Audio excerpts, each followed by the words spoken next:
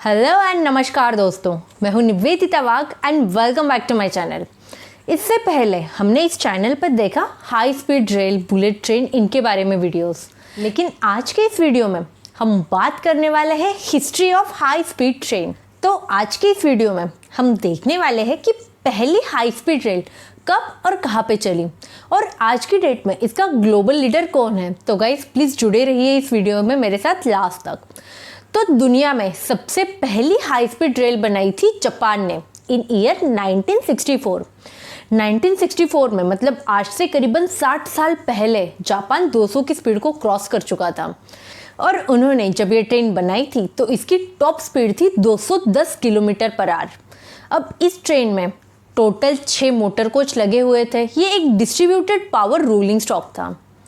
तो ये तो हो गई फर्स्ट। उसके बाद इस रेस में आ गई नई कंट्री फ्रांस, जिसने ऑलमोस्ट जापान के 19 से 20 साल बाद एक नई ट्रेन बनाई जो कि डेवलप की थी अल्स्टॉम ने। ये कॉन्सेंट्रेटेड पावर रोलिंग स्टॉक थी और इसका टॉप स्पीड था 300 किलोमीटर पर आवर। उसके बाद इन ईयर 1991 इस रेस में जर्मनी भी आ गया। जर्मनी ने बनाई इंटरसिटी एक्सप्रेस जिसको डेवलप किया था सीमेंस ने और इसकी टॉप स्पीड थी 280 किलोमीटर पर आवर। तो अभी ये तो हो गई बाकी ट्रेन्स की बात। तो फिर इन ईयर 1991 के बाद से आज तक कई सारी कंट्रीज इस रेस में आई। कई सारी कंट्रीज ने अपनी ट्रेन बनाई, हाई स्पीड ट्रेन। लेकिन अगर मैं बात करूँ आज की डेट की, तो आज हाई स्पीड ट्रेन में दुनिया का जो ग्लोबल लीडर है, वर्ल्ड लीडर है, वो कौन है? क्या वो जापान है, जर्मनी है या फिर फ्रांस है? तो नहीं। आज अगर मैं बात करूं ग्लोबल लीडर की हाई स्पीड ट्रेन के मामले में तो वो है चाइना। जी हाँ, आपने सही सुना, मैंने बोला चाइना। तो अब आप सोच रहे होंगे कि 90s तक चाइना एक ऐसी कंट्री जिसका कोई नामो निशान तक नहीं था हाई स्पीड रेल के मामले में। तो अचानक से ऐसा क्या हुआ इन पिछले कुछ सालों में कि वो आज ग्लोबल लीडर है? तो आपको ये जो स्क्रीन पे दिख रहा है ये मैप है चाइना का इन ईयर 2008। तो 2008 में ये था चाइना का हाई स्पीड रेल मैप। और वही अगर मैं बात करूँ तो उसके जस्ट 9 साल बाद मतलब इन ईयर 2017 आपको जो दिख रहा है ये मैप है चाइना के 2017 के हाई स्पीड रेल नेटवर्क का। तो 9 सालों में चाइना ने इतनी डेवलपमेंट कैसे कर ली इस फील्ड में, तो आज हम वही जानने वाले हैं। सो इन ईयर 1997 1997 में चाइना ने एक अपना लार्ज स्पीड अप कैंपेन शुरू किया हाई स्पीड रेल को स्टार्ट करने के लिए। उसके बाद इन ईयर 1999 उन्होंने अपनी एक खुद की हाई स्पीड ट्रेन डेवलप की। ये एक EMU थी जिसकी टॉप स्पीड थी 250 किलोमीटर पर आवर। तो अब ये ट्रेन जो चाइना ने डेवलप की ये एक फेल्योर रहा, मतलब ये ट्रेन सक्सेसफुल नहीं रही। ये एक कमर्शियल फेल्योर था चाइना के लिए क्योंकि ये ट्रेन चल नहीं पाई, कुछ रीज़न होंगे उनके। तो उसके बाद फिर चाइना ने 2004 तक तो कुछ नहीं किया। उसके बाद इन ईयर 2004 चाइना ने वापस कम बैक किया हाई स्पीड रेल के फील्ड में। तो तब उस टाइम पे उन्होंने 4 अलग अलग कॉरिडोर फाइंड आउट किए, जैसे कि north south corridor, west and east corridor. तो इन्होंने अलग अलग कॉरिडोर फाइंड आउट किए हाई स्पीड ट्रेन के लिए। उसके बाद ईयर 2004 में इन्होंने अराउंड 200 ट्रेन का कॉन्ट्रैक्ट दिया। लेकिन सरप्राइजिंगली इन्होंने ये कॉन्ट्रैक्ट किसी एक कंपनी को नहीं दिया। तो ये कॉन्ट्रैक्ट इन्होंने अलग अलग कंपनीज में डिवाइड कर दिया।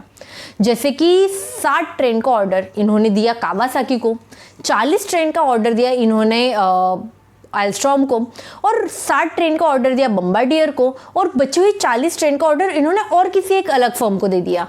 मतलब इन्होंने ये कॉन्ट्रैक्ट किसी एक फर्म को ना देते हुए अलग अलग फर्म्स को दिया।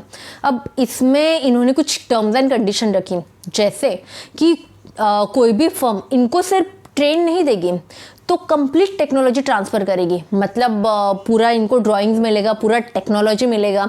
उसके बाद एक आध ट्रेन तो ये लोग अपने कंट्री से बना के ला सकते थे, लेकिन बाकी बची हुई इनको सारी ट्रेन्स चाइना में ला के बनानी थी। मतलब चाइना में ला के असेंबल करनी थी। ये पार्ट्स खुद बना सकते थे लेकिन असेंबल होता था चाइना में। और ये इन ट्रेन्स को खुद असेंबल नहीं कर सकते थे। इन ट्रेन्स को इनको असेंबल करने के लिए चाइनीज़ लेबर को ट्रेन करना था और चाइनीज़ लेबर की हेल्प से इनको ये पूरा ट्रेन असेंबल करना था। तो अब जाहिर सी बात है चाइना में स्किल लेवल काफ़ी हाई है, तो उन लोगों ने पूरी ट्रेन को 4 सालों तक कैसे बनाते हैं क्या है पूरा सीख लिया। फिर इन्होंने 2008 में इनकी पहली हाई स्पीड ट्रेन चली। तो इसके बाद फिर हुआ ये कि 5 सालों तक इन्होंने पूरा स्टडी किया, पूरी टेक्नोलॉजी सीख ली।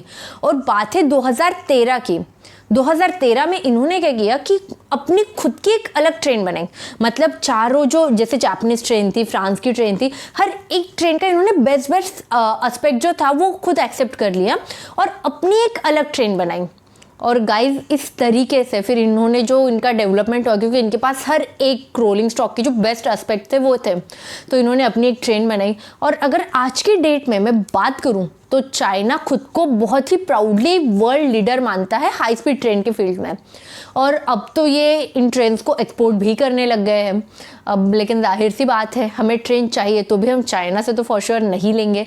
और चाइना है ना ऐसी कंट्री जिसे कोई भी सपोर्ट करे, लेकिन मुझे ये जो इनकी हिस्ट्री देखी तो ये थोड़ी इंस्पायरिंग लगी।